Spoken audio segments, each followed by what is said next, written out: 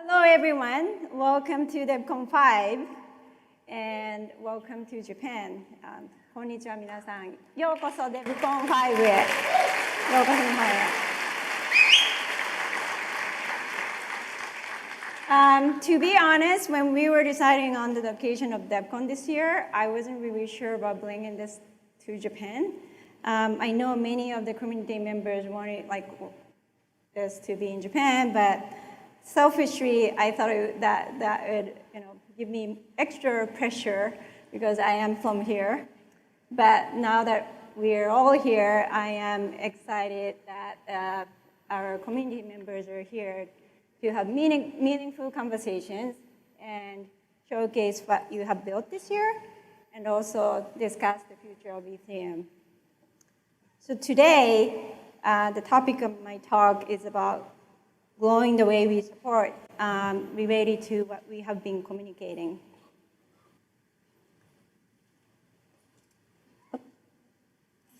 So for those who have heard my talks or others, and may know that we often talked about this subtraction mindset.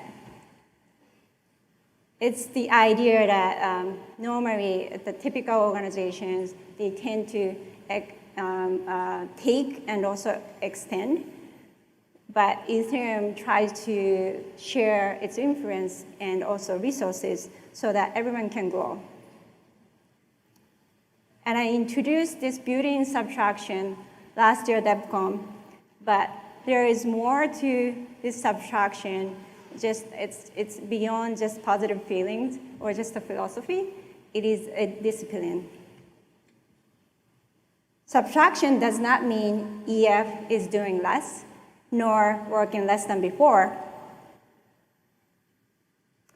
Subtraction is about disciplined action. That is why it is different from minimalism. We are subtracting our power in a mindful way for long-term benefit of Ethereum. Like artisan or artwork, the work requires, has to be precise. And once we overdo it, even if the decision is not bad, it's hard to fix it later. This work requires keen intuition and thoughtfulness, but we still want to take some risk and also encourage innovations. So with all these, we actually have to work more to subtract our power. Here's a key insight of Ethereum that guides how EF grows. The word that stands out in my mind is support. We have to give flexible support to support this very unique ecosystem. And growing the ways we support is our main focuses this year.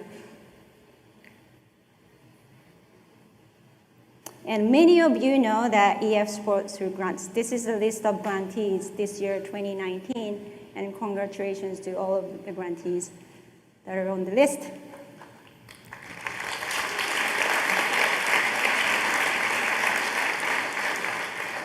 But we don't just support by looking at project. Sometimes we give support for the entire domain, such as how do we support multiple teams that are working on the Ethereum 2.0 clients, or state channels, and so on. And in the middle, I listed security because that's also deserved to be one of the domains. And of course, without core infrastructure, Ethereum cannot work, and there are teams that are working so hard to maintain and also improve it.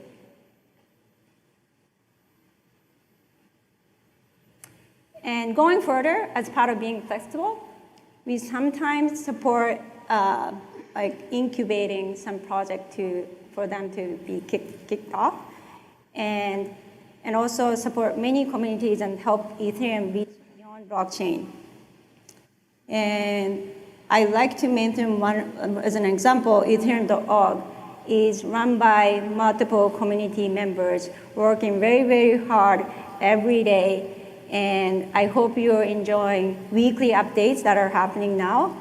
And also, they just implemented 10 extra translation, 10 languages that translated by all the community members globally that volunteered to do this. And that is really, I think, very beautiful about this Ethereum ecosystem. So really congratulations to the team of the website. So as you can see, there are many types of support to increase our flexibility. Our grants program has gone into an ecosystem support program now. We continue to provide financial support for those who deserve it, but we try to think about other ways to support by thinking what are the things that only the Ethereum Foundation can do. So this is the website of the ecosystem support program. Please check it out. And so far, I just showed what we have been doing, but it also matters why we have been doing this way. And if you want to listen to the details, Alba is going to give a talk 5 p.m. tomorrow. So please come and join us tomorrow. And I just spoke about what EF is doing. And as we continue to make these efforts with other community members, we see big Ethereum news coming in every day, but the growth is happening. Here are some charts that you can easily show the growth with numbers. And every day we hear different news happening, especially lately, sometimes from big enterprise side. But it's been exciting despite the price of all the crypto. And with all these growth, I still think it comes down to why we are doing this, we are working on Ethereum. And it is important for us to keep talking about this.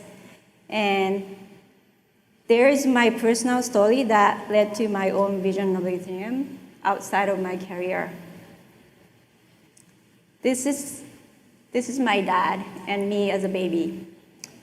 I was born and raised in Japan, and my dad was a little stubborn and difficult. He was successful in his career, but unlike many other Japanese, he never trusted those who has a title as experts.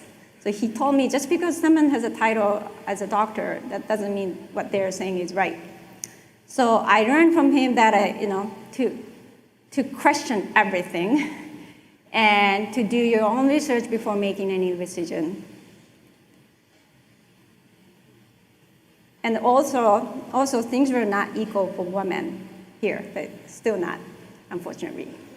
And I did not think many things were not were fair to everyone. So I became more sensitive to unfairness, injustice, and imbalance. My core values remain the same today, standing here, and I would like to see the world where we have less unfairness, imbalance, injustice, and I believe blockchain can help that, and that's the vision we do not want to forget. And one of the important purposes of this DevCon is to share our vision, your own vision, and also inspiration, and discuss why we're working on Ethereum. And with that, this year, we welcome 52 scholars from 25 countries. The list is here.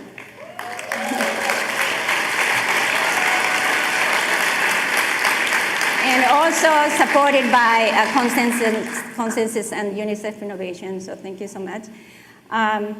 And there was an application process, and criteria was whether they represent the gender, ethnicity, or region that are normally underrepresented in tech, and also the needs of financial support for their learning, and of course, their passion in learning Ethereum.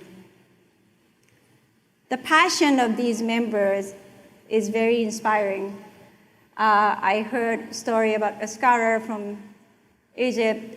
She wanted to learn about Ethereum, but it was really hard for her to know where to start as a Muslim woman. And so coming here is really a big deal for her as a learning process. And also there was another person who is a refugee from Syria living in Berlin. He wants to learn about Ethereum to find a way to empower other refugees. And also, for them to come all the way to Japan wasn't really easy, compared to many of you, or even, of course, me, being Japanese.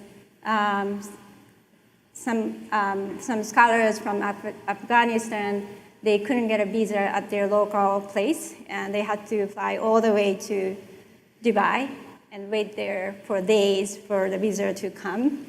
And we had to keep supporting them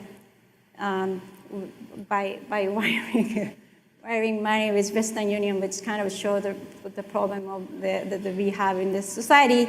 But it was really hard for them to come here, but their passion shows that this is a life-changing opportunity for them. So I really encourage you to find them, to talk to them. They are supposed to have orange wristband. And the reason why we do this is not just to help them. I think, more importantly, I want them to inspire us, and eventually we can learn from them. The real interesting use cases of Ethereum are happening in the areas where solving problems in front of them would change their life immediately. So we are not only doing this to help them, I believe actually they will help us to find ways to use Ethereum more. And last but not least, speaking of our vision, today we have a big news to tell you from the community, actually. So just today, UNICEF announced crypto-denominated fund to support open source technology benefiting children and the future of the children, and EF is supporting this initiative as a first partner. Thank you so much.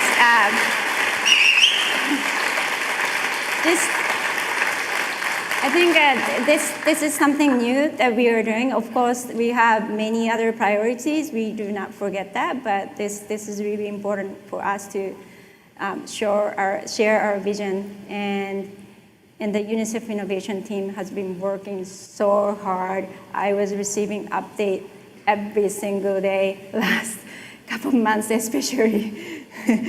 And I was just exhausted by hearing that. But you can imagine how hard it is to, when I heard about this idea, imagine doing this at one big organization at United Nations, which is normally very conservative. So they did a lesson teaching how to, first starting with what is crypto, and then how to use wallet, and to really advocate. And what's great is they really believe in the power of crypto, not just blockchain, not just as a currency. So this is why this is crypto-denominated fund, which is, I think, very, very revolutionary. So how it works is, for example, we provide ETH, and they provide Ether as Ether to support these startups they are supporting. Those startups are the startups that are working on their own problems in their own regions using blockchain. Plus Crypto is the one that is doing like a digital prescription using blockchain solution. And there are other projects. One is Utopixer is working on DAO, a sort of DAO solution, and the last one is working on the funding solution with using blockchain. And sorry. So what is exciting about this part is it's a small start. The the donation, we actually, yes, we successfully sent, am I supposed to be able to say this? There are many things I'm not supposed to say because they're a big organization. But we were supposed to be able to successfully send 100 ETH to UNICEF Funds wallet, and then they distributed to the headquarters, and then the headquarters distributed to all these project already. That happened last night.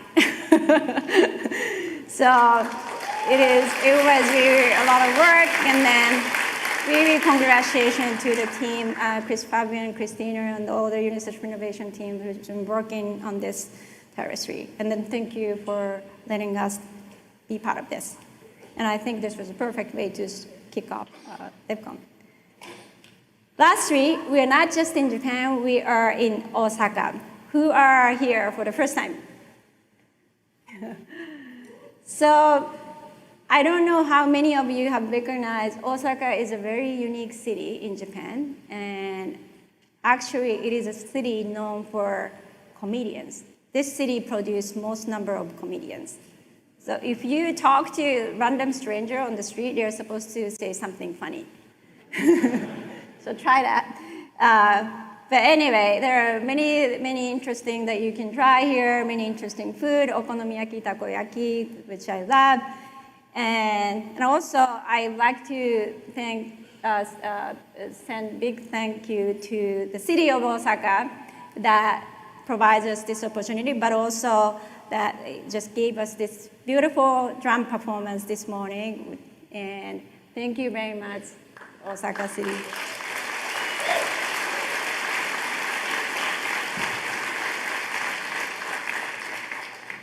Okay, that is all from me, and hope you enjoyed DevCon, and hope to talk to you